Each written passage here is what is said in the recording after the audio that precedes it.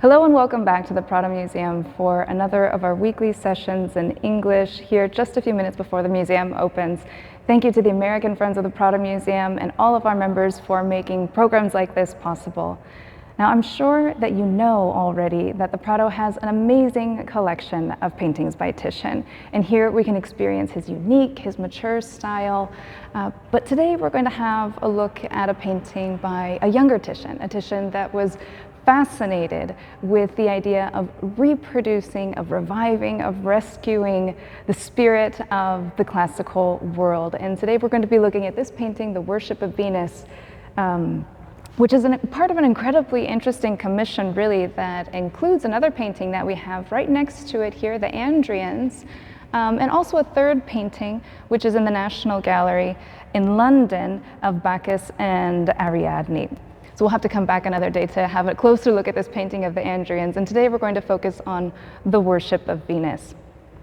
Now, in this desire and this yearning to recreate the classical world, Titian went directly to the source, and the sources for this video really are, I think, just as interesting as the paintings themselves here, because Titian read a book by Philostratus the Elder called Icons, or Images, and this was a book that was written in the 3rd century, and Philostratus was a Greek sophist, and he wrote this book with a description of a few paintings in a gallery in Naples. And it was really supposed to be sort of a rhetorical exercise for sophists that would use the description of this art gallery as the topic through which Philostratus, or an orator, could use his discursive skills to present a persuasive argument to his audience. And because of this, we're not really sure whether the descriptions that he's giving us are a fabrication, if he's just using the topic of a description of paintings to show his discursive skills,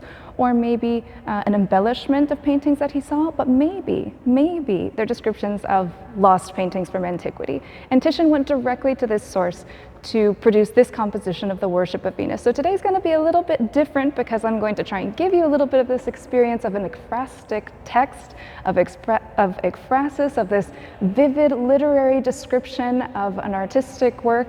And we're going to see that text, we're going to hear a little bit of this text that Titian used to compose the worship of Venus. So I'll read a little bit from Philostratus's text here. And he starts off really trying to create an emotional effect, to really get a rise out of the people that are listening to him. And he says, "Do you catch aught the fragrance hovering over the garden, or are your senses dull?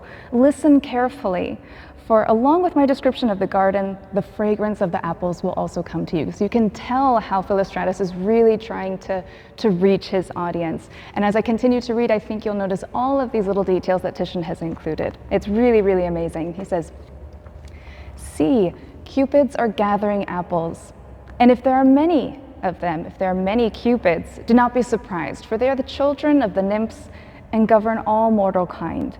And they are many because of the many things men love. Here run straight rows of trees with space left free between them to walk in, and tender grass borders the paths. On the ends of the branches, apples golden, red, and yellow invite the whole swarm of cupids to harvest them. The cupids' quivers are studded with gold, and golden are also the darts in them. But bare of these and untrammeled, the whole band flits about, for they have hung their quivers on the apple trees, and in the grass lie their bordered mantles, and countless are the colors thereof. Neither do the cupids wear crowns on their heads, for their hair suffices. Their wings, dark blue and purple, and in some cases golden, all but beat the very air that make harmonious music. Ah, the baskets into which they gather the apples. What abundance of sardonyx, of emeralds adorns them, and the pearls are true pearls. Not to speak of the cupids that are dancing or running about or sleeping, or how they enjoy eating the apples, let us see what is the meaning of these others. For here there are 4 of them. The most beautiful of all, withdrawn from the rest. 2 of them are throwing an apple back and forth.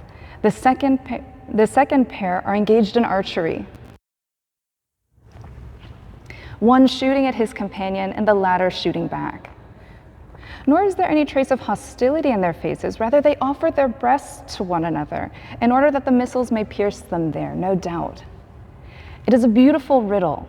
Let us see if perchance I can guess the painter's meaning. This is friendship, my boy, and yearning of one for the other. For the cupids who play ball with the apple are beginning to fall in love, and so the one kisses the apple before he throws it, and the other holds his hands out to catch it, evidently intending to kiss it in his turn if he catches it and then throw it back. But the pair of archers are confirming a love that is already present. In a word, the first pair in their play are intent on falling in love, while the second pair are shooting arrows that they may not cease from desire. As for the cupids further away, surrounded by many spectators, they have come at each other with the spirit and are engaged in a sort of wrestling match. I will describe the wrestling also, since you earnestly desire it. One has caught his opponent by lighting on his back and seizes his throat to choke him, and grips him with his legs. The other does not yield but struggles upright and tries to loosen the hand that chokes him by bending back one of the fingers till the other no longer hold or keep their grip. In pain, the cupid whose finger is being bent back bites the ear of the opponent, and the cupids who are spectators are angry with him, for this is unfair and contrary to the rules of wrestling, and pelt him with apples.